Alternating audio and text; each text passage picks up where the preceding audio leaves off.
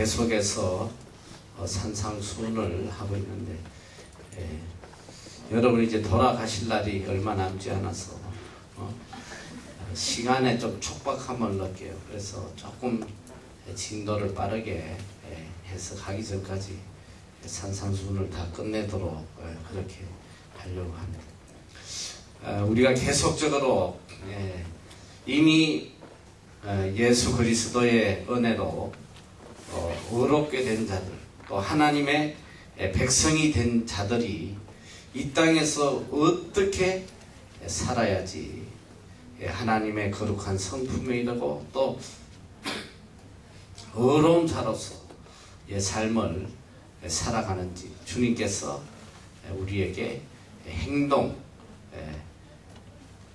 기준을 들려주셔서 그래서 이어서 우리가 계속 지금 하고 첫째는 살인하지 말라, 또 간음하지 말라, 또 오늘은 그 세 번째로 우리가 너무나 쉽게 범하기 쉬운 이 거짓, 진실이 없는 말로 언제나 죄를 범하는 그것이 뭐냐면 바로 맹세에 대한 겁니다. 사실 보면 우리 삶 속에 얼마나 거짓 맹세가 많은지 몰라. 이 입으로 끊임없이 이 죄악을 행하고 있습니다. 자, 우리가 특별히 보면 이 사람과 사람과의 관계에 있어서도 그냥 말하면 될 걸고 맹세하는 경우가 되게 많아요. 이 맹세를 하는 경우는 대체로 이제 자기를 속이기 위한 자기를 포장하고 과대평가해서 남을 속이고 또 자신을 속이는 그런 아주 악한 거짓된 행동입니다. 일단 진실이 아닌 것은 하나님 앞에 다 죄악이거든요. 얼마나 여러분들이 일상 속에서 이 거짓 맹세를 많이 하는지 한번 뒤돌아보길 바라요. 가장 우리 인생의 중요한 순간에도 우리가 거짓을 행하는 경우가 많아요. 특별히 이 삶 속에 가장 귀중한 시간, 엄숙한 시간이 뭐냐면 결혼식이잖아. 결혼식에 반드시 하는 것이 서약이 있어야 신랑에게 묻습니다. 신랑은 아내 된 누구누구를 평생 사랑하겠느냐? 네. 거기 꼭 들어가게 흰머리가 팥불이 되도록, 흰머리가 아니지, 검은 머리가 팥불이 되도록, 병들 때나 아플 때나 슬플 때나 그대는 누구를 아내로 평생 사랑하겠느냐? 그러면 네. 그래서 뭐 네 안 하면 끝나는 거지. 아내도 마찬가지야.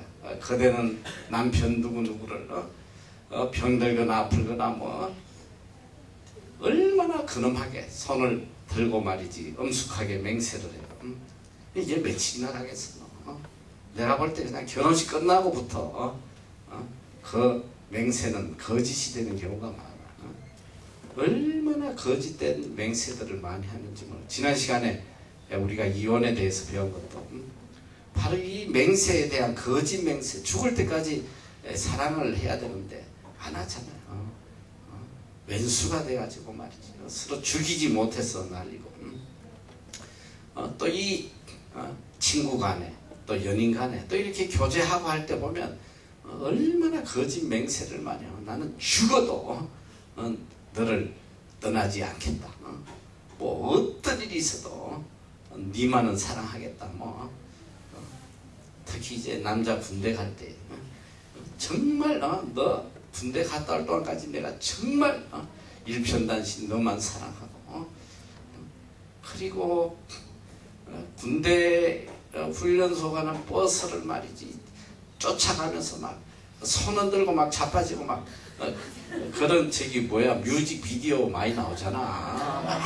군대 가는 남친을 따라가다가 막 자빠지고 말이지. 이 웬걸 군대 가고 한 달도 안 돼가지고 고무신 거꾸로 신고 딴 데 가버리고 말이지.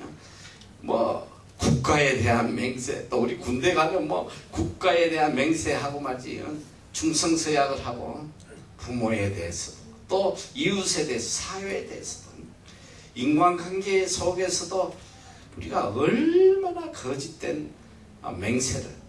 근데 이제 너무나 이게 만연하다 보니까 이게 거짓인지도 잘 몰라. 그냥 습관적으로 그냥 일상생활 속에서도 너무너무 거짓이 이제 팽배해 있단 말이죠. 그리고 더 충격적인 건 뭐냐면 하나님 앞에서 거짓 맹세를 하는 거야. 너무나 자연스럽게 너 내 말 못 듣어? 내가 하나님 앞에 맹세한다. 얼마나 이게 악한 행동인지 몰라요. 그리고는 안 절대로 그 맹세를 지키지 않아요. 그리고 우리가 지키지 못할 맹세를 또 하나님과 나와의 관계에 있어서도 너무나 쉽게 하나님 제가 일평생 주를 위해서 순교하겠습니다. 순교하겠다고 그런 사람이 얼마나 많아. 평생 내가 주님만 위해 살겠습니다. 뭐 순교까지는 안 해도 그런 기도는 엄청 많아요. 일평생 제가 주님만 사랑하겠습니다. 주님만 위하겠습니다. 주의 뜻만을 쫓아가겠습니다. 뭐 기도할 때마다 맹세하는 거 아니야. 하루도 그 맹세를 지키지 못하는. 또 더군다나 더 악한 것은 뭐냐면 조건적 맹세를 하나님 앞에 조건. 하나님 저에게 이걸 이루어 주시면 제가 일평생 주를 위해 살겠습니다. 하나님 저 이 대학만 들어가게 해주시면 일평생 주님 위해 하십니다. 제가 이 남자와 결혼만 한다면 결혼만 시켜주시면 일평생 주를 위해 살겠습니다. 하나님을 상대로 우리가 거짓 맹세하고 거짓을 행하는 게 그러니까 주님이 보실 때는 이게 너무나 큰 죄고 너무나 우리가 쉽게 범하는 죄 그러면서도 죄인지도 모르고 저도 제 자신을 뒤돌아보니까 진짜 이 거짓 맹세가 많더라고요. 특별히 하나님과의 관계에서 기도하면서 그냥 기도만 하면 계속 거짓 맹세 죽도록 주님만 사랑하겠습니다. 주의 뜻만 지키겠습니다. 근데 뒤돌아보면 다 거짓이란 말이에요. 이만큼 우리 인간이 이 사람 앞에서 하나님 앞에서 거짓된 맹세를 하나님은 주님은 이걸 너무너무 큰 죄로 여기신단 말이죠. 왜? 첫째 진실이 없거든.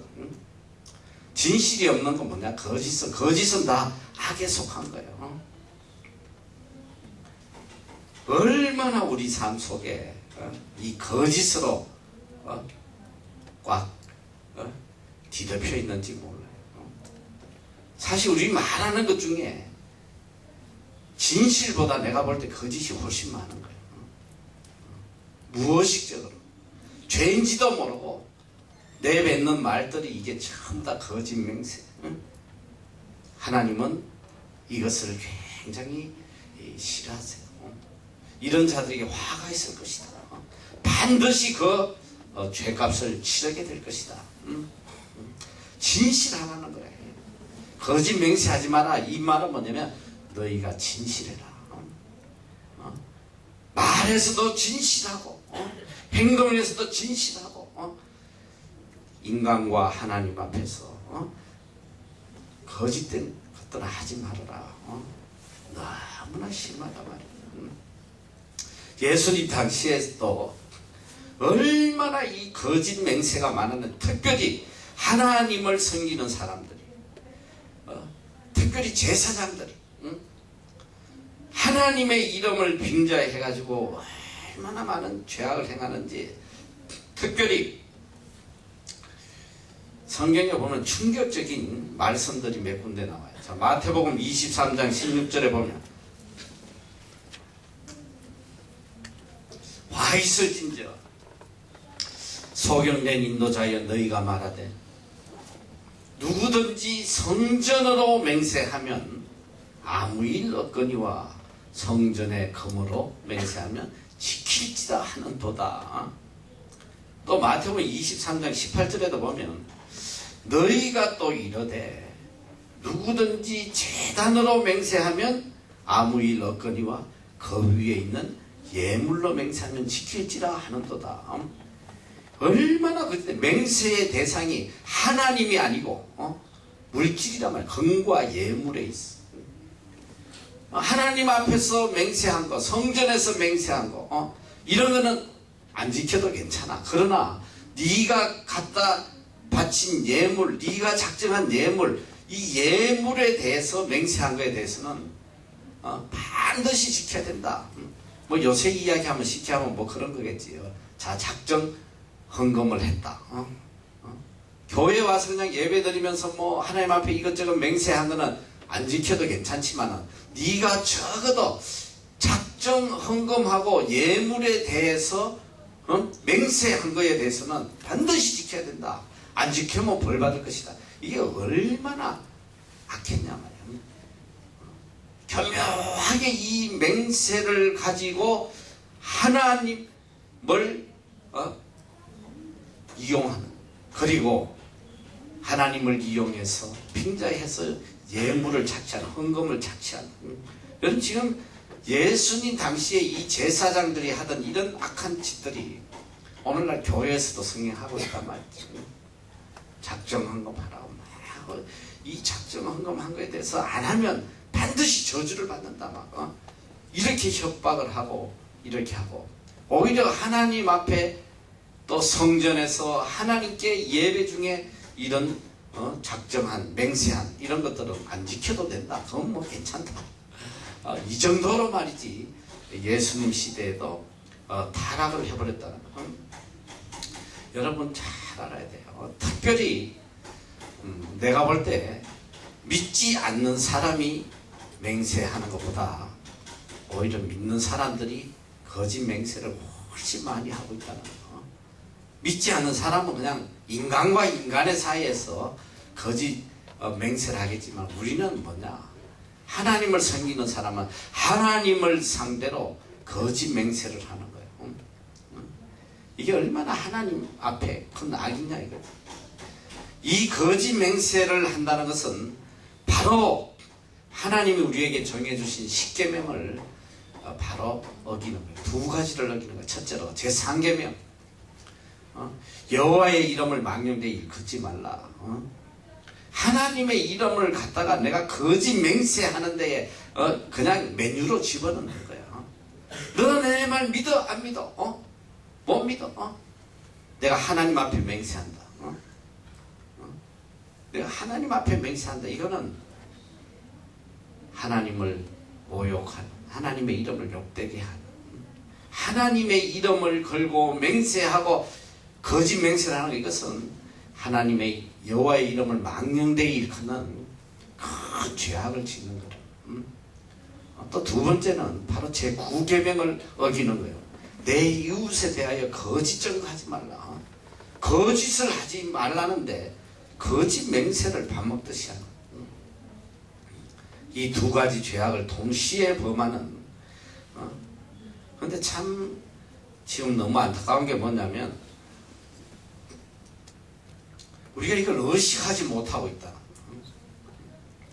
이게 너무나 큰 죄임에도 불구하고 의식을 하지 못해. 너무 자연스러워. 이 거짓 맹세하는 게 뭐 너무너무 자연스럽게 이루어지고 있단 말이야. 그래서 주님께서 이것이 얼마나 큰 죄인가를 우리에게 지금 깨닫게 해주고 계세요. 그래서 오늘 이 성경 말씀에 보면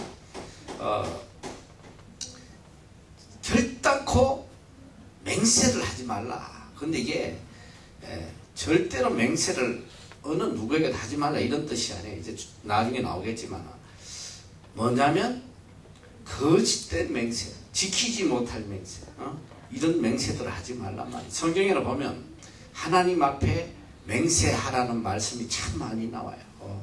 대표적으로 굉장히 많이 있지만은 내가 두 가지만 하는데 신명기 10장 20절에 보면 내 하나님 여호와를 경외하여 그를 섬기며 그에게 친근히 하고 그 이름으로 맹세하라. 하나님의 이름으로 맹세해라. 적어도 진실된 것, 변하지 않을 것, 하나님 앞에서 결단코 변치 않을 것들을 하나님의 이름으로 맹세하라고 그래요. 성경에는 여호와의 이름으로 맹세하라는 말씀이 얼마나 많이 나오는지 몰라요. 반드시 지켜야 될 것. 적어도 여호와의 이름으로 우리가 맹세한 것은 목에 칼이 들어와도 그건 지켜야 된다. 왜? 하나님과의 관계에서 약속이기 때문에. 근데 우리가 얼마나 헛된 맹세를 하는지, 여호와의 이름으로 맹세를 하고 얼마나 그걸 헌신짝처럼 버리고 있는지 너무너무 많단 말이에요. 이사야 65장 16절에도 보면 이러므로 땅에서 자기를 위하여 복을 구하는 자는, 복받기를 원하는 자는 진리의 하나님을 향하여 복을 구할 것이요, 땅에서 맹세하는 자는 진리의 하나님으로 맹세하리니 이는 이전 환난이 잊혀졌고 내 눈앞에 숨겨졌음이니라. 진리의 하나님으로 맹세해라. 하나님 앞에 거짓 없는 맹세를 해라. 성경은 끝없이 우리에게 진실된 맹세를 하나님 이름으로 하도록 이야기를 하고 있어요. 근데 이제 좀 뒤에 보면 이 본문에서는 절대 못하겠는데 이제 그 부분에 대해서 우리가 공부를 할 텐데요. 그래서 우리가 이제 일상적으로 하나님에 대해서 우리가 맹세하는 걸 다른 말로 이야기하면 서원을 한다. 그래, 서원. 하나님 앞에 서원을 한다. 여러분 잘 들어야 돼요. 하나님 앞에 서원하는 거는 죽어도 지켜야 된단 말이에요. 여러분 하나님 앞에 서원한 걸 안 지키면 어떻게 되냐? 반드시 그 서원에 대한 죄값을 치르게 돼 있어요. 이제 대표적인 예로 내가 살아보면서 보니까 이 부모님들이 대체로 하나님 앞에 서원을 많이 해요. 자식을 낳으면 하나님 앞에 바쳐요. 하나님, 이 아이는 정말 하나님의 것이고 일생을 주의 종으로 서이도록 하나님 앞에 바칩니다. 이렇게 서원 기도를 해버려요. 비록 부모가 했더라도, 내가 어릴 때 내가 모르는 중에 부모가 했더라도 그 서원 기도는 반드시 지켜져야 돼요. 그리고 또 본인 자신이 또 서원 기도를 많이 해요. 우리 형제들 보면 내 일평생 주의 종으로 섬기겠습니다. 중고등학교 때 그냥 수련회 가가지고 막 잠시 막 그냥 남들 막 은혜 받으니까 휩쓸려가지고 지도 막 주여 할렐루야 하다 주여 일생을 주를 위해 살겠습니다. 주의 종으로. 그렇게 쉽게 내뱉은 말이지만은 그 서원이라는 건, 하나님 앞에 서원이라는 거는 이건 변치 못할 거란 말이에요. 잘 들어야 돼요, 여러분. 내가 살아오면서 보니까 하나님 앞에 서원한 것을 안 지킬 때에 반드시 거기에 대한 하나님의 징계가 있어요. 그리고 반드시 지켜야 돼. 안 지키면 안 돼. 특별히 이 주의 종으로 서원한 사람들, 성경에도 보면 사무엘이라든지 이런 서원, 어릴 때 어머니가 서원을 했잖아. 하나님의 종으로 서원을 하니까 반드시 그걸 지키게 되는데, 저도 이제 대표적인 케이스죠. 우리 어머니가 그냥 서원을 해버려가지고 죽어도 안 갈라 그러다가 뭐 직살나게 내가 얻어맞고 결국은 뭐 주의 종이 안 될 수가 없었는데, 여러분들 중에, 여러분 부모님들 중에도 대부분 그런 분들이 많을 거, 목회자들이. 부모님이 서원해서 본인은 죽어도 안 하려고 막 세상에서 그냥 사업하고 뭐하고 하다 결국은 얻어 터져가지고. 이 목회자들 중에 내가 보니까 병신이 굉장히 많단 말이죠. 굉장히 목회자 병신이 많아요. 한쪽 위가 다 잘려가지고 3분의 1만 남아가지고 그냥 간신히 죽었다 살아. 또 다리가 부러져가지고 찔뚝거리고 말이지. 뭐가 하나씩 없는 사람이 많아.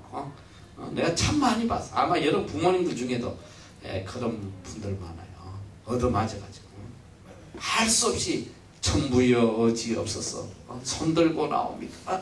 이래가지고 나이 40 돼가지고 다 포기하고. 여기도 내가 분명히 이야기하는 우리 형제들 중에도 하나님 앞에 내가 주의 종으로 일단 서원을 했으면 빨리 가는 게 상책. 천천히 가다가 얻어터지고 너지막하게 가가지고 죽도록 고생하지 말고 아예 그냥 옵션이 없다. 내가 이미 하나님 앞에 서원했기 때문에 난 죽어도 이 길을 가야 된다. 딱 바치란 말이야. 괜히 질질 끌고 뭐 하다가 얻어터져가지고 그렇게 가지 말고 반드시 성경에는 하나님에게 맹세한 거, 서원한 거는 어떤 일이 있어도 지켜야 된다. 자, 민수기 30장 2절에 사람이, 다 같이 한번 읽어. 시작. 사람이 여호와께 서원하였거나 마음을 제어하기로 서약하였거든 바약하지 말고 그 입에서 나온 대로 다 행할 것이니라. 여호와께 서원했으면 절대로 그 약속, 파약하면 약속을 어기지 말고 그 입에서 나온 대로 내가 서원했던 대로 반드시 행해라. 하지 않으면 안 된다. 성경에 이 서원에 대해서 반드시 지켜야 된다는 말씀은 참 많이 나와요. 내가 대표적으로 몇 가지만 뽑았는데 신명기 23장 21절에서 23절까지 다 같이 한 목소리 시작. 내 하나님 여호와께 서원하거든 각 길을 더디하지 말라. 내 하나님 여호와께서 반드시 그것을 내게 요구하시리니 더디면 내가 죄라. 여기까지만 우선. 내 하나님 여호와께 서원하거든 각 길을 더디하지 말라. 하나님 앞에 서원했으면 빨리 지켜야 된단 말이야. 우리가 하나님 앞에 서원하는 게 굉장히 많아요. 내가 일생을 하나님께 주의 종으로 바치는 것도 있지만 또 헌금 같은 경우도 우리가 하나님 앞에 서약 하나님 앞에 이렇게 약정 예물을 드리잖아. 하나님, 제가 언제까지 얼마를 하나님께 바치겠습니다. 교회 특히 이제 건축 헌금하고 할 때 당장 돈이 없으니까 작정 헌금 하겠습니다. 이제 그러면 이렇게 해요. 언제까지 나는 얼마를 하겠습니다. 여기서 뭐 자원적으로 한 사람도 있고 또 남들 눈치 보고 어쩔 수 없이 한 사람도 있고 하겠지만 어쨌든 이렇게 하나님 앞에 서원한 거, 약속한 거, 그것은 반드시 지켜야 돼. 내가 보니까 이 헌금도 말이지 기분 내켜갖고 약정해놓고는 하지 않고 띄어먹고 이런 사람들이 굉장히 많아요. 하나님 앞에 약속한 거는 어떤 일이 있어도 지켜야 돼. 왜 그러냐? 일단 하나님 앞에 서원을 지키면 또 하나님께서 그걸로 인해서 복을 내려주셔요. 내가 여러분한테도 물질관 하면서 저 헌금할 때도 그런 이야기를 했지만 우리도 이렇게 어려울 때 신혼 때 정말 집이 없어서 얹혀 살 때에 교회가 이제 건축 헌금을 할 때야 정말 하기는 해야 되는데 돈은 없고 일단 무조건 작정을 했단 말이에요. 그 당시 50만 원 했으면 내가 월급이 28만 원인데 이 작정한 일자가 되는데 돈이 없어가지고 뭐 어쩔 수 없이 있는 걸 다 팔다 보니까 우리가 그러니까 건반지하고 돌반지하고 이걸 다 팔아서 헌금을 했다고 했죠. 나는 근데 참 놀라운 게 그게 뭐 큰 돈도 아니잖아. 뭐 50만 원. 뭐 요즘으로 하면 모르겠어. 벌써 그게 거의 30년 전 이야기니까 뭐 한 200만 원 될라나 요점 가치로는 잘 모르겠어. 그렇게 큰 돈도 아니에요. 그러나 하나님 앞에 약속한 거기 때문에 그걸 바쳤더니 하나님께서 얼마나 그걸 기뻐하시는지 난 정말 너무 놀랐어. 그 얼마 안 되는 거 하나님 앞에 바쳤는데 그걸 기뻐하셔가지고 집 없이 얹혀 여기저기 떠돌아다닐 때 갑자기 말이지 서울 시내 28평 되는 새 아파트를 주시더라고. 이게 뭐 도저히 상상할 수가 없는 그런 은혜를 베풀어 주시더라고. 우리가 어쨌든 하나님 앞에 서원한 걸 지킨다는 건 뭐냐면 첫째는 내가 하나님을 경외한다는 뜻이야. 내가 하나님을 귀하게 여기고 하나님과의 약속을 내 생명보다 귀하게 여기고. 그 대표적인 사람이 누구예요? 바로 다니엘이란 말이에요. 다니엘이 매일 하루에 하나님의 성전이 있는 예루살렘을 향해서 내가 매일 3번씩 시간을 정해놓고 하나님의 성전을 향하여 내가 기도하겠다. 그가 하나님에게 서약한 걸 어떻게 지켰냐? 기도하면 사자굴에 집어넣고 죽게 된다는 걸 알고 나서도 그는 그 하나님과의 약속을 지키기 위해서 생명을 갖다 바치잖아. 그 약속을 지키기 위해서 그럴 때에 하나님께서 얼마나 큰 복을 내려주시는지 기적을 보여주시는 거예요. 그래서 우리가 인간과의 관계에서도 제일 인간 시래기 같은 사람이 뭐냐면 이 약속을 안 지키는 거. 저는 이제 개인적으로 이렇게 사람을 겪어보다가 약속을 한 두세 번 이렇게 어기면 그 다음부터 별로 상종을 안 해요. 약속을 하질 않아.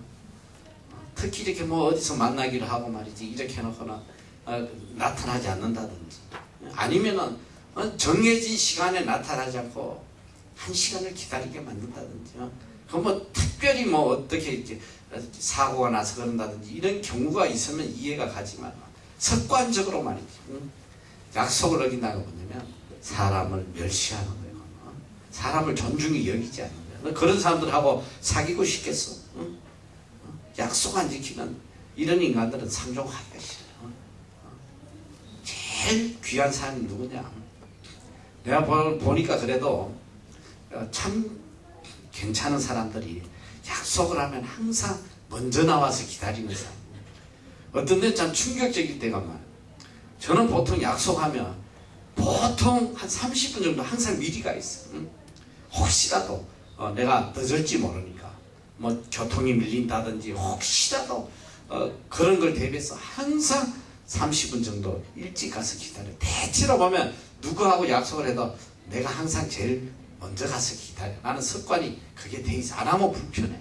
먼저 가 있어야 돼. 그런데 충격적인 거는 대체로 보면 다 또 끼어오고 말이지. 이런 인간들이 너무 많고. 근데 가끔 보면 정말 가뭄에 콩나듯이 나보다 먼저 와서 기다릴 사람들이 가끔 있어. 나보다 먼저 왔어. 그 사람들 보면 사람이 다시 보여요. 참 괜찮은 사람이구나. 우리가 인간과의 관계에서도 상대에게 그 약속을 굉장히 귀하게 여겨주는 그런 사람. 여러분 링컨이 왜 그렇게 존중받고 위대한 사람인지 알아? 링컨이 그랬잖아.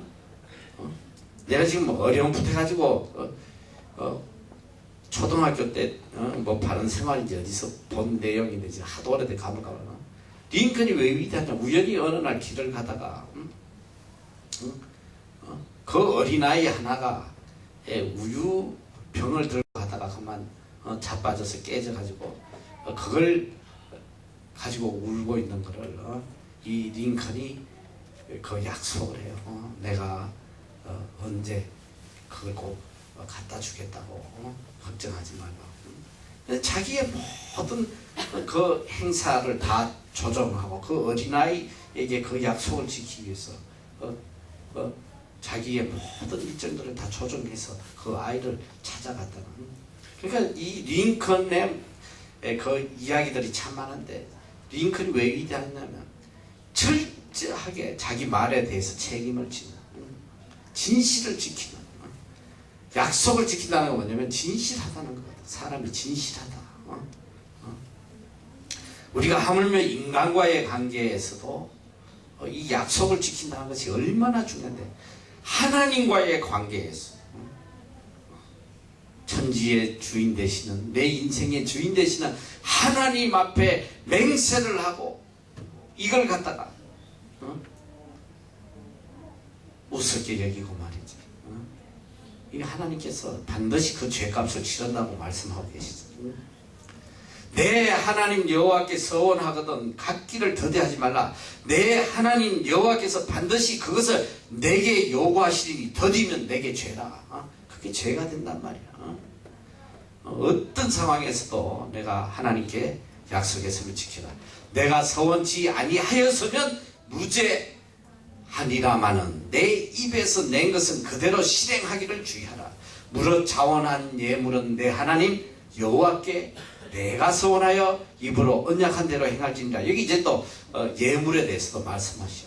우리가 약정한 헌금, 하나님 앞에 내가 하기로 한 것들은 반드시 지켜라. 시편 15장 4절에도 보면 건우는 망령된 자를 멸시하며 여호와를 두려워하는 자를 존대하며 그 마음에 서원한 것은 해로울지라도 변치 아니하며. 내가 하나님 앞에 서원해놨는데 해놓고 봤더니 어메 큰일 났네. 이거 내가 지키면 망할 것 같아. 내가 무슨 마음으로 말이지 하나님 앞에 이런 서원을 했나. 아유 내가 미쳤지. 이거 하면 내가 망하는데. 지금 내 판단으로도 이 서원을 지키면 망할 것 같아도 해로울지라도 반드시 서원해서는 지키라. 어떤 일이 있어도 지켜라. 여호와를 두려워하는 자를 하나님이 존대한다. 존귀 여긴다 말이야. 여러분이 하나님과의 약속을 존귀히 여기면 반대로 하나님께서도 여러분과의 한 약속을 존귀히 여겨서 그대로 행해 주신단 말이야. 우리에게 복 주시겠다고 한 거를 그대로 다 이루어 주신다는 거야. 전도서 5장 4절에서 6절 말씀 보면 내가 하나님께 서원하였거든 갚기를 더디게 말라. 하나님은 우매자를 기뻐하지 아니하시나니 서원한 것을 갚으라. 서원하고 갚지 아니하는 것보다 서원하지 아니하는 것이 나으니. 그러니까 함부로 서원하지 말란 말이야. 자신 없으면 함부로 하지 마라. 주여 하잖아. 주를 위해 순교하겠습니다. 그것도 우리 애들 보니까 너무나도 공수표 남발을 많이 해요. 특히 수련회 가서 입조심해.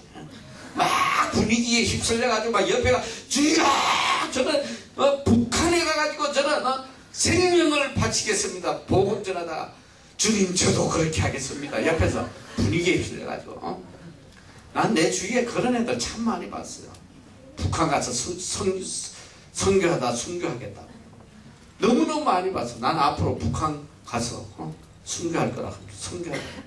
그리고는 지금 주어진 일에 하나도 충성하지도 않아요. 조그만 일 맡겨놔도 하지도 않으면서 그저 북한에 가서만 해야 돼. 북한에 가서만. 이런 거짓된 서원들이 어디서 너? 이제 거기에 대한 말씀도 뒤에 또 나온단 말이죠. 우리가 어떻게 서원하고 어떻게 행동해야 되는지. 그리고 내 입으로 내 육체를 범죄케 하지 말라. 이게 뭐냐면 내가 함부로 한 거짓된 맹세가 내 육신으로 하여금 죄를 범하게 하는 거야. 사자 앞에서 내가 서원한 것이 실수라고 말하지 말라. 여기 사자 앞에서 뭔 동물원에 가서 함부로 말하면 안 되나? 이런 착각을 하는데 여기 사자는 그런 의미 아니에요. 그래서 우리가 이 한국 성경을 보면 뜻을 이해하기가 참 어려울 때가 많아요. 사자가 어떤 데는 이 천사를 사자라고도 이야기하고 오늘 여기 성경에는 보니까 이게 뭐냐면 템플 메신저 교회에 종사하는 이런 직분을 가진 사람들 앞에서 뭐 목회자가 될 수도 있고 그렇겠지. 함부로 거기서 서원하는 그런 행동을 하지 말라. 어찌 하나님으로 내 말소리를 진노하사 내 손으로 한 것을 멸하시게 하랴. 하나님 멸하신단 말이야. 서원해놓고 실수했다 하고 이러면 결국은 그 죄값을 치르게 된다. 그 대표적인 구약시대의 대표적인 하나님과의 서약을 적어도 구약시대에 이 많은 사람들은 하나님과의 서약을 생명처럼 지키던 분들이 많아요. 그 중에 대표적인 한 사람의 서원이 누구냐? 바로 입다의 서원이야. 입다는 바로 사사시대의 사사입니다. 한 사사인데 그가 이제 그 민족을 괴롭히는 암몬 족속하고 전쟁에 나갈 때에 이 뭐 전쟁에 이 수적으로 보면 우리가 도저히 이길 수 없으니까 하나님 앞에 간절하게 기도를 합니다. 하나님 저희들을 도와주세요. 저희가 나가서 저 암몬 자손과 전쟁을 할 때에 하나님이 도와주셔서 우리가 승리하고 돌아온다면, 제가 돌아올 때에 저를 가장 먼저 반겨주는 사람을 하나님께 번제로 드리겠습니다. 이런 소원을 해요. 이게 얼마나 무서운 소원이냐. 난 이 소원이 너무 무서운 거야. 그게 누구가 됐든 살아있는 사람을 하나님 앞에 번제로, 번제가 뭐냐, 그냥 불에 갖다 태워서 바친다는 거 아니야. 너무 무서운 소원을 입다가 해버려요. 입다가. 그리고 하나님의 은혜로 전쟁을 승리하고 난 뒤에 그가 너무너무 기쁜 마음으로 집으로 돌아왔을 때에 그를 가장 반갑게 가장 먼저 맞이한 사람이 자기 생명보다 귀한 무난동녀, 딸 하나밖에 없는데 그 무난동녀 딸이 나와가지고 그를 제일 먼저 반갑게 맞이해요. 그런데 입다는 하나님과의 약속이기 때문에 그가 이 사랑하는 딸을 하나님 앞에 번제로 드리는 그런 장면이 나와요.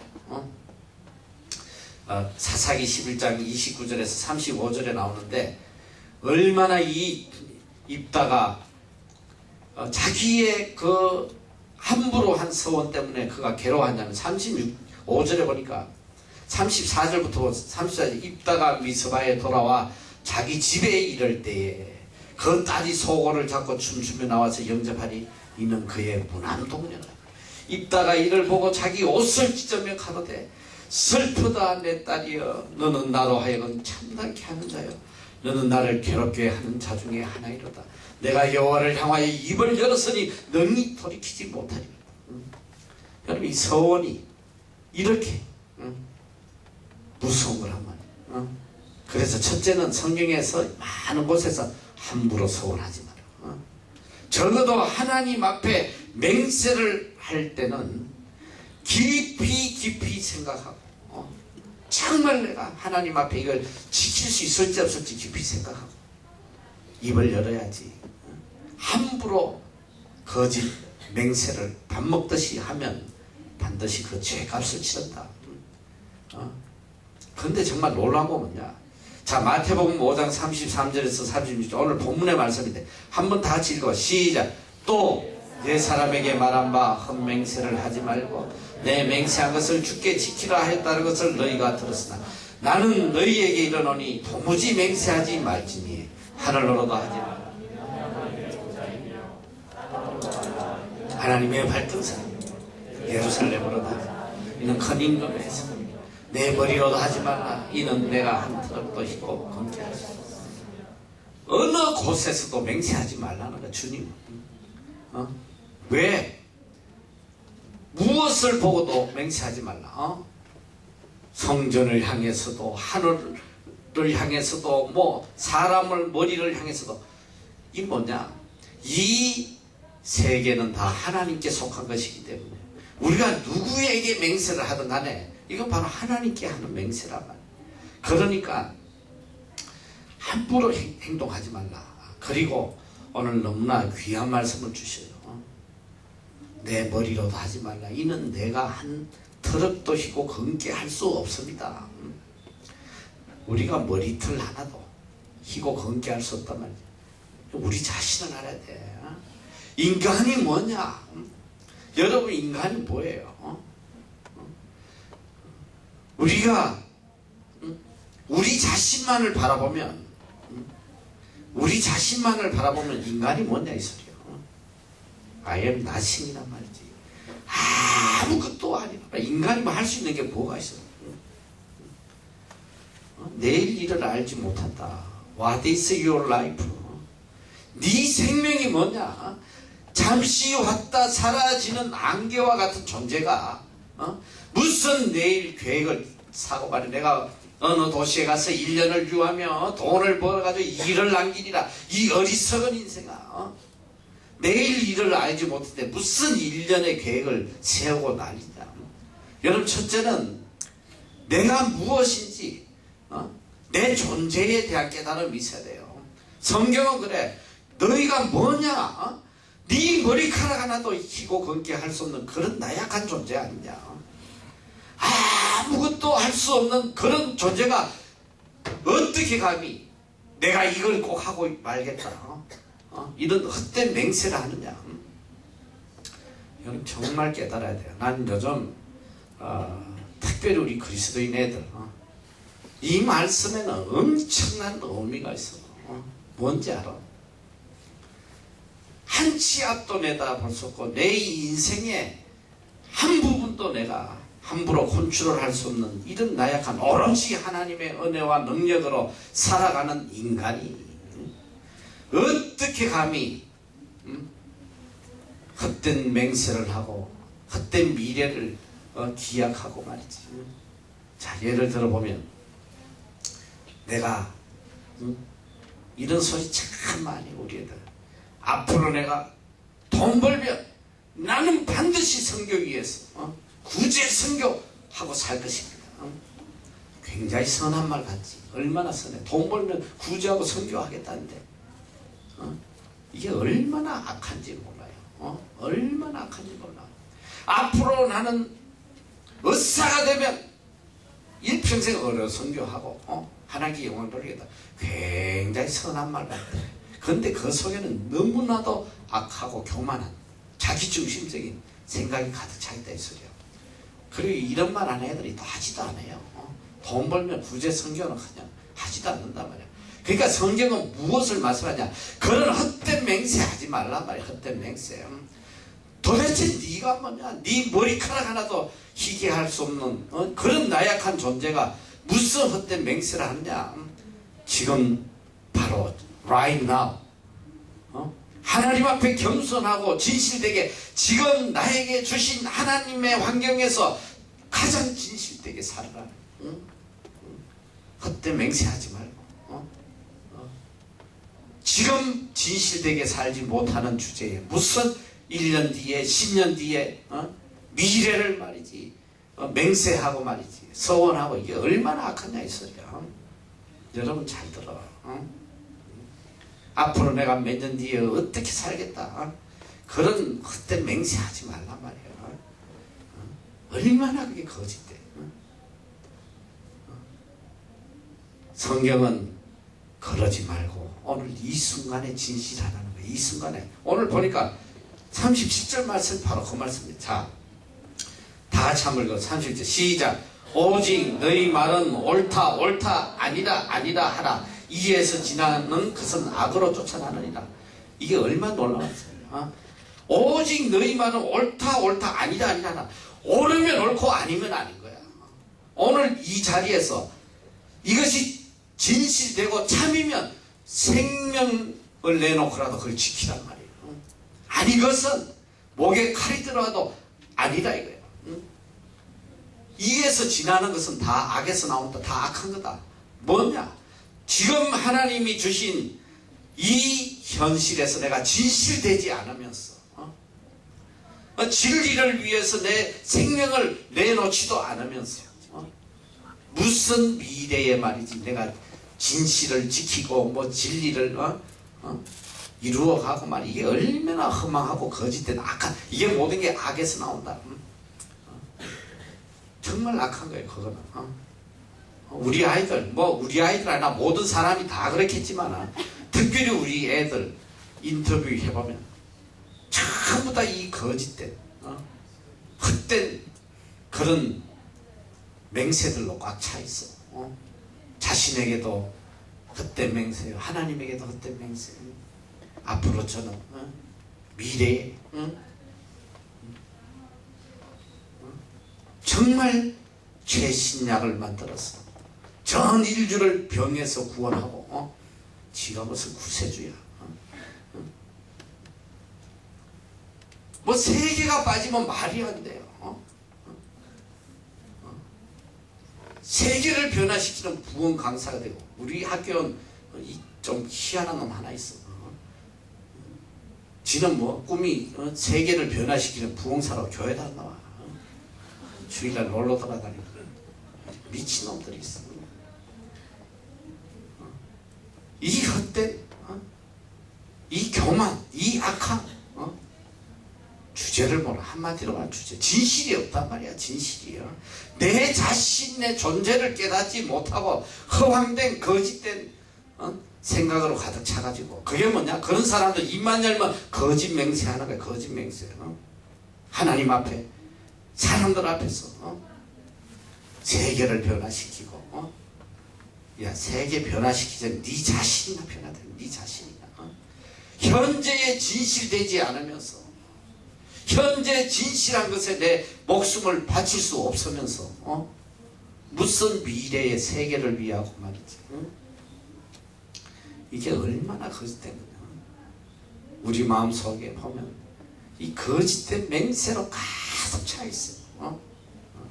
오늘 성경은 너무나도 간결하게 우리에게 말해요. 오직 너희 말이 옳다 옳다, 아니라 아니라 하라. 이에서 지나는 것은 악으로 쫓아난다. 지금 이것이 옳으면, 이것이 진실되면 진실되게 말하고 진실되게 행동하고, 이 진실 하나를 위해서 내 생명까지 내놓을 수 있는 그런 사람으로 살아야지. 입만 번지리하게만. 이게 전부 다 악하다. 이거 악하다. 우리 속에 얼마나 이런 거짓된 진실이 없는, 정말 이거 너무 심각한 거예요.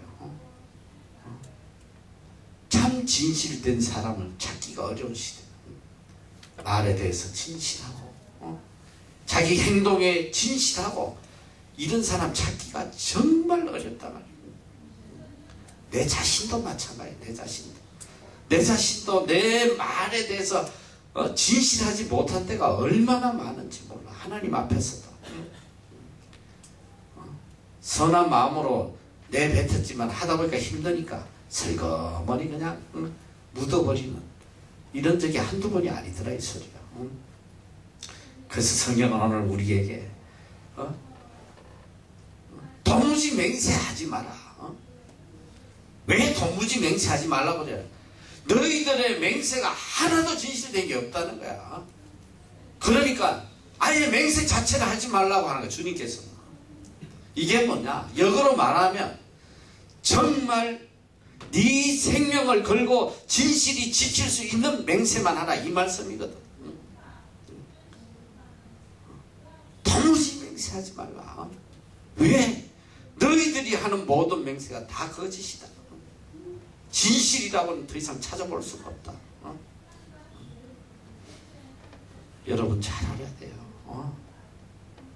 우리가 너무나 쉽게 넘어가는 이것들이, 죄라고 느끼지도 않는 이것들이 하나님 앞에서 얼마나 큰 죄악인지, 이걸 주님께서 우리에게 깨닫게 해주신단 말이지. 진실해야 돼요.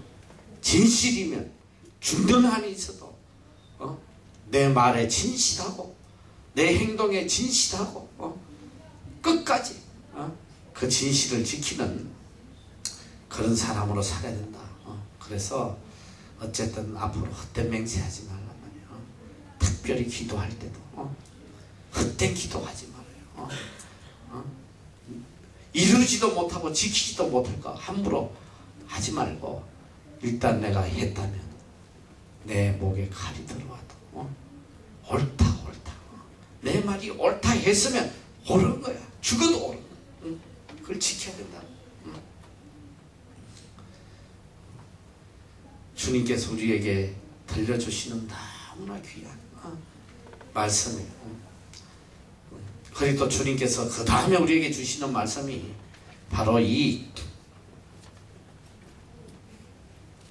복수에 대한, 우리가 세상에 살아가면서 얼마나 많은 이 복수를 하고 사느냐. 자, 말씀 한번 이거 마태복음 5장 38절에 42절 다 같이 한 목소리로 시작.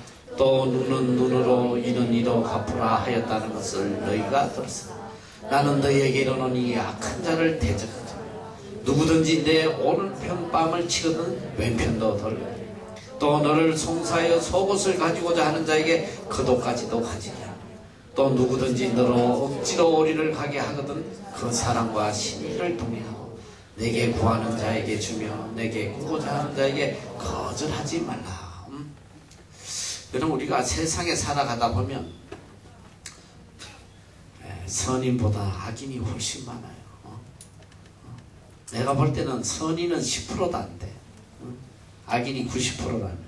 근데 이것도 내가 너무 후한 점수를 준 것 같아. 뭐 거의가 다 악한 사람이다 생각하면 돼요. 특히 뉴스를 보면 참 얼마나 인간들이 악한지 다 너무 악한 거예요. 남을 몰락시키는 걸 기뻐하고 말이지. 이번에도 우리나라 지금 국무총리를 이 박근혜 정부가 들어선 지금 1년 남짓 됐잖아. 그치? 벌써 3명의 국무총리가 다 낙마해버렸어. 인사검증도 하기 전에 다 무너진 거예요. 그 사람의 조그만 흠들을 뒤집어 다 먼지까지 다 들어가지고 사람을 폐인을 만들고 모든 가정에 큰 상처를 주고 말이지. 여러분, 그 상대의 흠집을 드러내가지고 공격을 하고 무너뜨리려고 하는 그 사람들은 흠이 없냐? 내가 볼 때 그놈이 더 악한 놈들이야. 들어보면 훨씬 죄가 많아요. 지 속에 있는 눈가리에 있는 덜 보는 생각도 안 하고 남의 눈에 티끌만 가지고 말이지. 이게 인간의 모습. 그 3명의 국무총리가 다 낙마해가지고 엄청난 상처를 주고, 요번에 특별히 문창극 이 문창극 이분을 갖다가 이름도 바꿔놨던 문창극이라고 이 창극이 일어났다고 말이야. 이 사람을 일본 앞잡이라는 매국노라는지 욕을 말이지. 얼마나 매도된 나라를 팔아먹는 놈이 이 야당 국회의원들도 말이지. 가세가. 내가 그래가지고 도대체 처음에 이분이 교회에서 강연한 게 나오니까 조금 오해의 소지가 있긴 있어서 이렇게 잘라가지고 말을 딱 보여주니까 일본이 우리가 일본의 식민지가 된 건 하나님의 뜻이었다. 그거 맞는 말이지. 우리 민족이 하나님을 떠나서 우상을 섬기고 악을 행하니까 그 식민지의 고통을 통해서 우리 민족들이 하나님께 돌아오기 위한 하나님의 큰 섭리가 있었어. 그런데 그 문맥만 보면 이 사람이 꼭 매국노처럼 보여. 일본을 두둔하고. 그래서 내가 다 들어봤어. 1시간이 넘는 강연을 내가 다 들어봤다. 그런 뜻이 아니에요. 정말 이분이 애국자고 정말 하나님이 우리 민족을 얼마나 사랑하시고 많은 연단 가운데서 우리 민족이 하나님께 돌아오게 하시고 하나님으로부터 축복받는 민족으로 되기 위한 일련의 하나님의 훈련의 과정이었던 그런 이야기를 갖다가 이 친일파니 매국론이 해가지고 완전히 사람을 말이지 매장을 시키고 얼마나 악한지 몰라. 그 참 내가 보니까 이 박근혜 대통령이 굉장히 참 지혜로운 사람이다 생각이 듭니다. 다시 이제 국무총리를 세우려고 하니까 누굴 세우겠어? 누구를? 세우는 놈마다 다 뒤집어 갖고 꼬투리를 잡아서 다 떨어뜨려. 그러니까 그냥 정홍원 총리를 다시 그냥 해라 말이지. 또 이제 그냥 유임을 시키니까 또 욕을 퍼재기는 거야. 무슨 인재가 그렇게 없냐.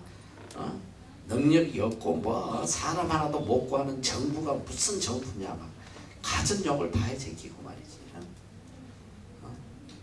난 참 인간의 악함이라는 거는 말로 할 수가 없어요.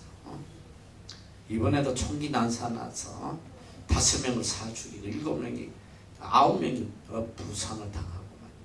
근데 지금 한국 부모들이 무슨 소리 해적기는지 알아. 이 엄마들이 죽은 애들을 불쌍히 여기는 게 아니라 청소한 놈을 불쌍히 여긴대. 서울 왕따를 당해가지고 그랬으니까 당연히 죽을 놈이 죽어도 이따오 소리 한다며. 이게 얼마나 세상이 악해. 이 뉴스를 보다 보면 도저히 정상적인 판단 기준을 가지고는 볼 수가 없어요. 너무 악하니까. 너무너무 악한 거야 이게. 우리가 살아가면서 여러분이 잘 알아야 돼요. 살다 보면 우리도 애매하게 그런 화를 당하는 경우가 굉장히 많아요. 억울하게. 왜 그냥 악인이 너무 많기 때문에. 악한 자들이. 요즘 너 길 가다가 맞아 죽는 사람이 얼마나 많은지 알아? 이유도 없이 지쳐다 봤다고 죽이고, 부닥쳤다고 죽이고, 좋은 차 타고 다닌다고 죽이고, 얼마나 세상이 악해졌는지. 이 악인들이 주류를 이루고 가는 이 세상 속에서 우리 그리스도인은 이걸 어떻게 대처하고 살아야 되냐. 오늘 주님께서 우리에게 너무나 귀한 진리를 가르쳐줍니다. 이 악인들 속에서 우리가 해받지 않고 살아갈 수 있는 길을 우리에게 알려주시는 구약에는 이런 악한 사람들에게 당한 이것을 어떻게 보복해야 되느냐.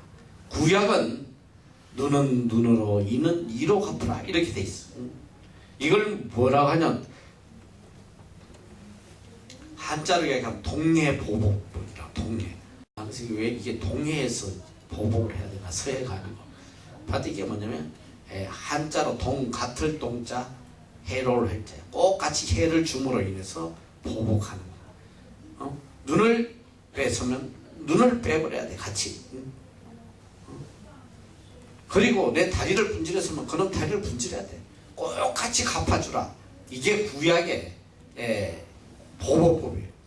이게 보니까 함무라비 법전에도 이 내용이 동일하게 있었다고 해요. 그 시대적 법이라는.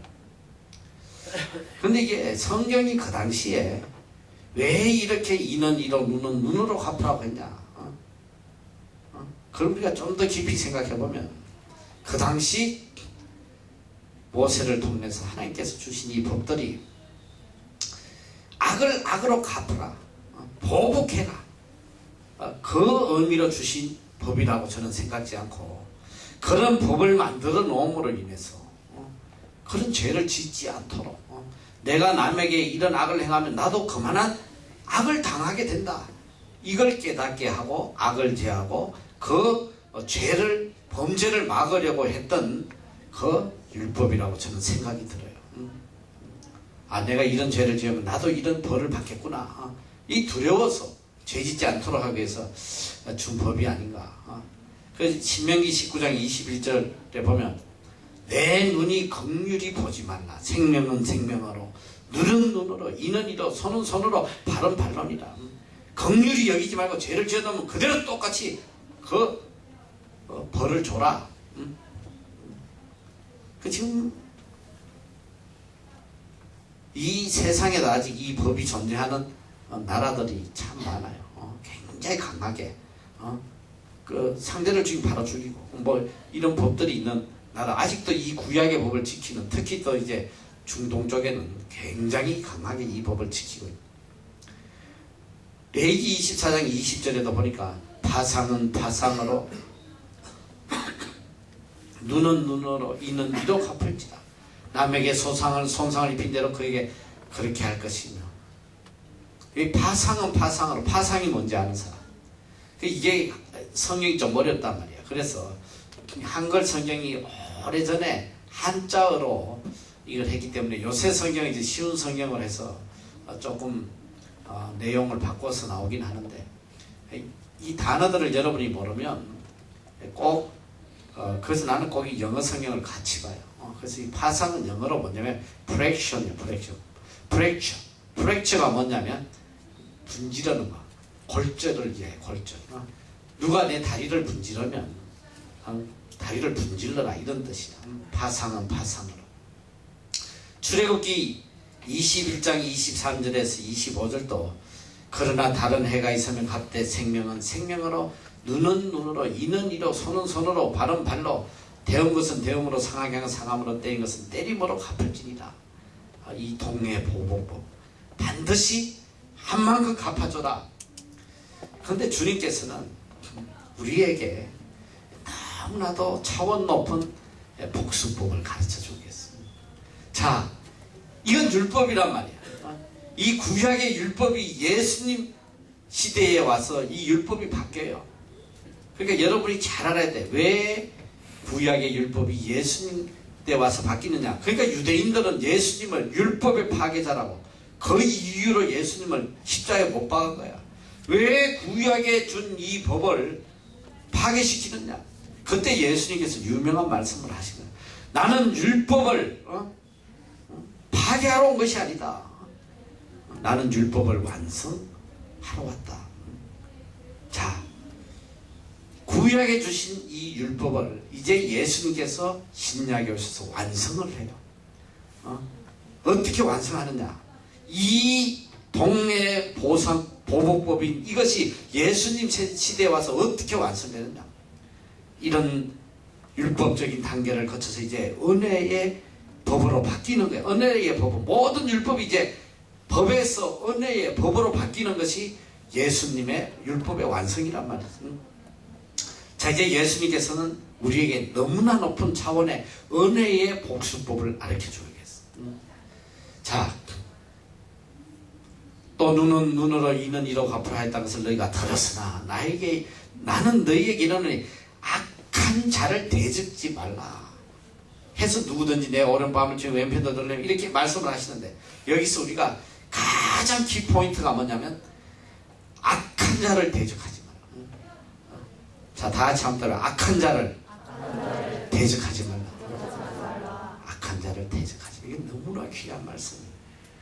이 세상은 거의가 다 악인들이기 때문에 여러분들이 악한 자를 대적해서 여러분이 살아남을 수가 없어요. 얼마나 악한 자들이 이 세상에 많은지. 주님께서는 이 악한 자들을 우리가 이길 수 있는 법이 뭐냐? 바로 악을 선으로 갚으라는 거예요. 악을 선으로 갚으라.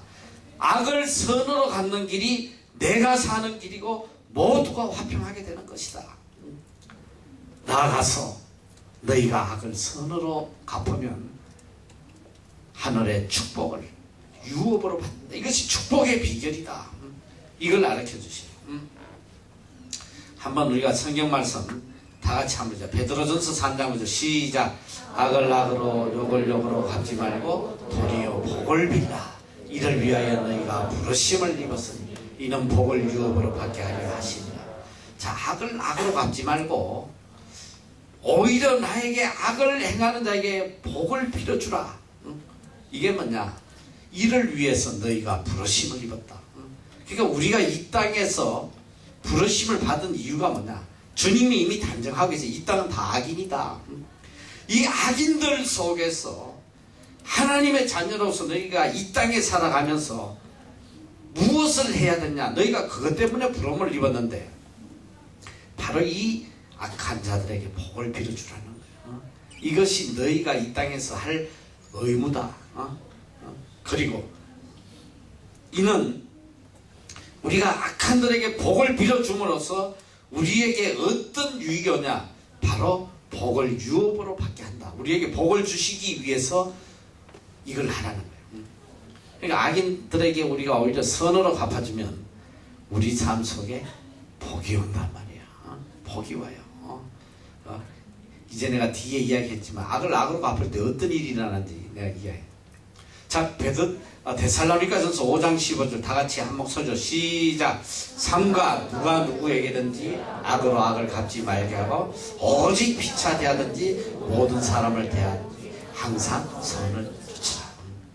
어떤 사람을 대하든지 모든 사람, 악인이든지 때려 죽일 놈이든지 왼수든지 어느 누구에게든지 항상 always, 이게 너무나 중요한 거야.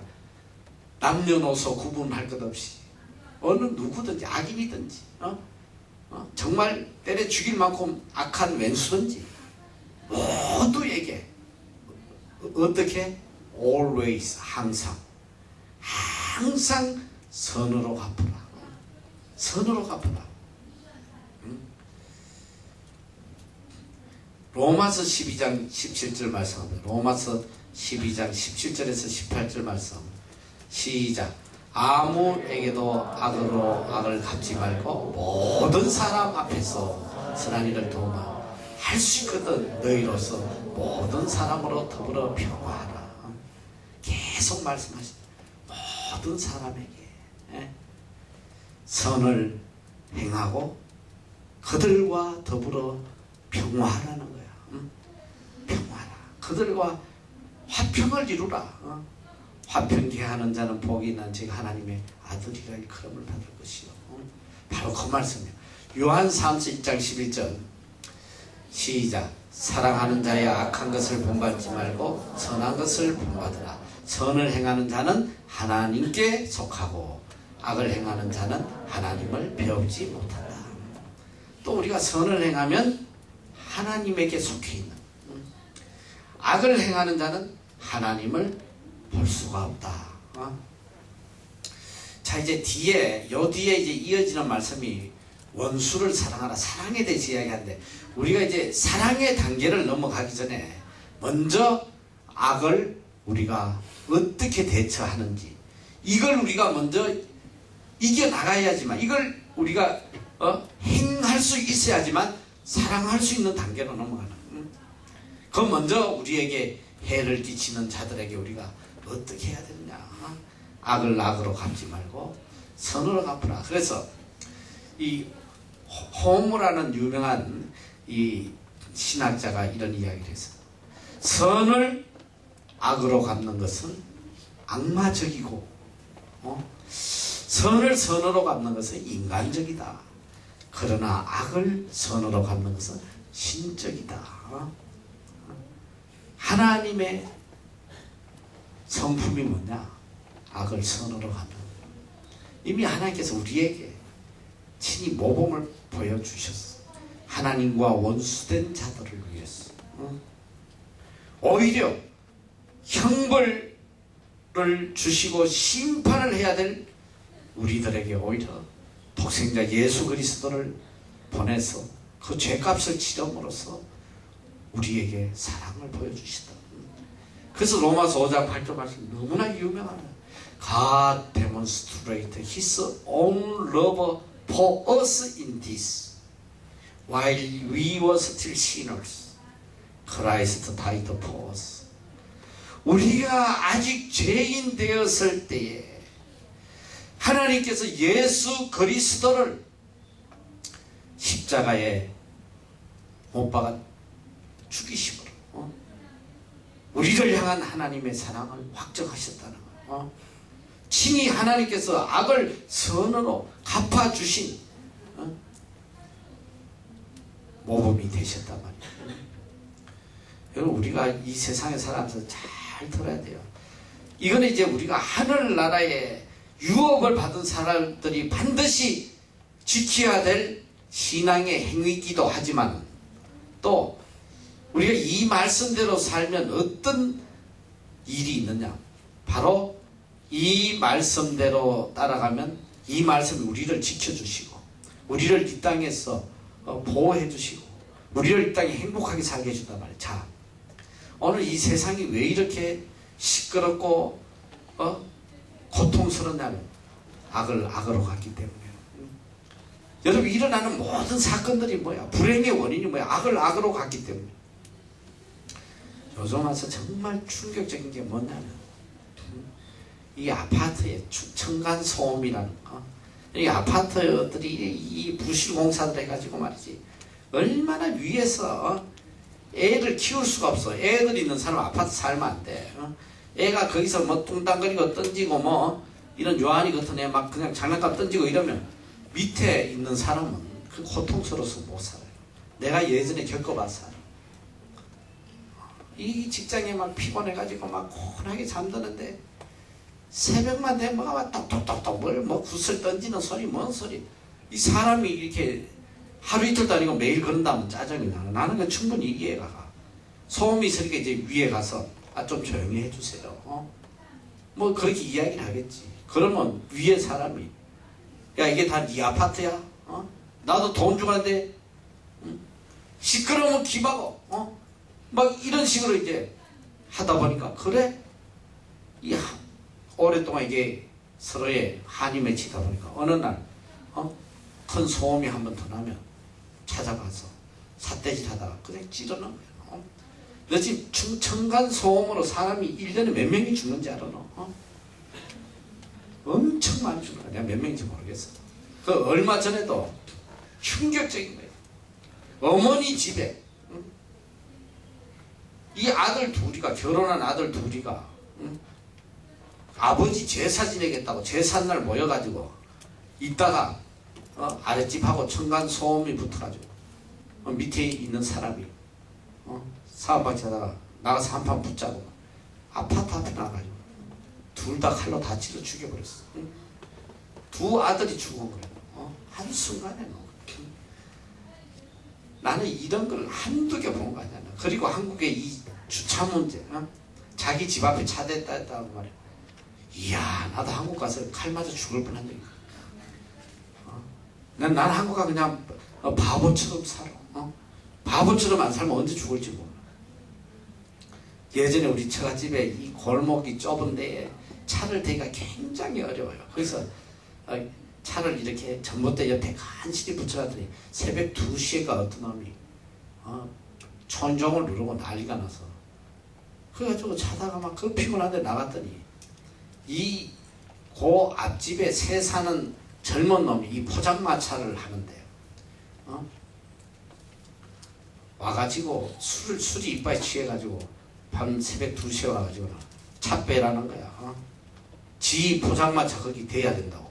지네 집도 아닌데, 지네 땅도 아니고, 한참 떨어져 있는 데인데, 너 얼마나, 이 사람 확 돌잖아. 새벽에 불러가지고, 지 포장마차 된다 차 빼라 그러니까. 이게 무슨 여기가 무슨, 될 때 제대로 됐는데 왜 그러냐 했더니, 이놈이 말이지. 갑자기 씩씩거리더니 집으로 뛰어가더니 칼을 들고 나오는 칼을 들고.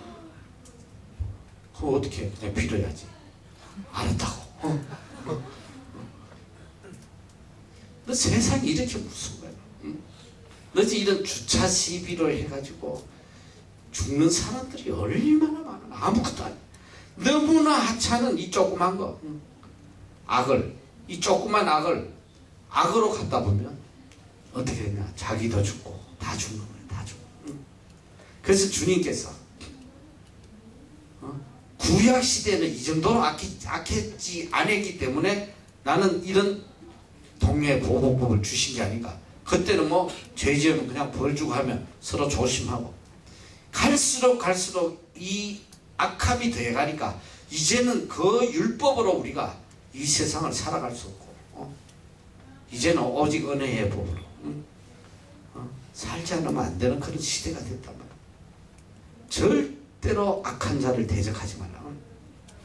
여러분이 앞으로 살아가면서 절대로 악한 자들 대적하지 말란 말이야. 자존심 상한다고 말이지. 같이 똑같이 욕한다고 같이 욕하고 화낸다고 화내고 그런 뭐냐. 니도 죽고 나도 죽고 다 죽는다. 주님께서 우리에게 절대로 악을 악으로 갚지 말라. 악을 선으로 갚으라. 왜? 그것이 너희가 사는 길이고 또 그리고 하늘의 축복을 받는 또 비결이고 주님께서 왜 이걸 보복법에 대해서 우리가 이 악을 선으로 갚는 이 명령을 먼저 주시냐면 이걸 우리가 이루지 못하면 예수님의 궁극적인 명령이 뭐냐? 원수를 사랑하라는 거예요. 이제 그 뒤에 나오는 말씀은 뭐냐? 원수를 사랑하고 너희도 하나님처럼 온전하라는 거예요. 우리 그리스도인이 궁극적으로 이루어야 될 게 뭐냐? 하나님처럼 온전해지는 거예요. 온전한 성품을 닮아가는 거예요. 원수를 사랑하려면 먼저 악을 선으로 갚는 이게 전제돼야 된다. 이것도 못하는데 어떻게 원수를 사랑하겠어요? 악을 악으로 갚는데 어떻게 원수를 사랑하겠냐? 그래서 로마서 12장 21절도 악에게 지지 말고 선으로 악을 이기라고 그랬어. 13장 10절에 사랑은 이웃에게 악을 행치 아니하나니 그러므로 사랑은 율법의 완성이다. 예수님 말씀 뭐냐? 예수님은 율법을 내가 완성하러 왔다. 율법의 완성은 결국 사랑으로 끝나는 게 사랑으로. 법을 초월해서 은혜의 법으로 사랑으로 모든 법을 덮어주는 이겨나가는. 그래서 여러분이 이제 이 세상을 살아갈 때 정말 예수님의 가르침, 이 말씀이 나를 지키고 내 이웃도 살리고 모두에게 축복이 되는 화평을 누리는 그 법이란 말이에요. 그래서 이제 어떤 일이 있어도 여러분이 악을 악으로 갚으면 안 돼. 악을 선으로 갚으면 돼. 아무리 악하게 나한테 물어도 같이 욕하고 같이 시무랑거리고 같이 그냥 흉보고 막 그럼 뭐냐? 결국은 나도 죽고 상대도 죽고 같이 죽는 거야. 같이 죽는 거야. 요번에도 봐. 이 임병장인지 뭔지 이놈이 얼마나 어리석은 놈이야. 물론 지가 왕따를 당했어. 뭐 왕따를 한 놈도 나쁘지만은 또 왕따 받을 짓을 한 본인도 책임이 클 거 아니야. 어쨌든 누가 따돌림을 했다고 해서 자기한테 악을 했다고 해서 그걸 악으로 갚겠다고 갖다 사 제끼면 결국 어떻게 되냐? 쥐도 죽고 남도 죽는 거야. 이놈도 못 살아요. 내가 볼 때 사형이야 사형. 5놈을 죽인 놈을 누가 살려주겠어? 사형 아니면 무기징역이겠지. 나는 무기징역 하느니 차라리 죽는 게 나아. 이게 뭐냐? 악을 악으로 갚으면 결국은 자기도 죽고 남도 죽고 다 죽이는 거예요. 그래서 주님께서는 어차피 이 세상은 악한 세상이다. 악인들이 주류를 이루고 있는 세상이다. 이 악한 세대에 살아가면서 너희들 악한 자를 대적하지 마라. 너희는 하나님의 자녀들 아니냐? 너희는 하늘나라의 유업을 받을 자가 아니냐? 이 땅에서 악을 악으로 갚지 말고 선으로 갚으라. 그것이 네가 사는 길이요, 네가 복받는 길이요, 하나님의 자녀로서 살아가는 길이다. 할렐루야. 절대로 악을 악으로 갚지 말고 악을 선으로 갚는 하나님의 자녀들로 살아가는 여러분이 되시기를 축원합니다. 기도하겠습니다.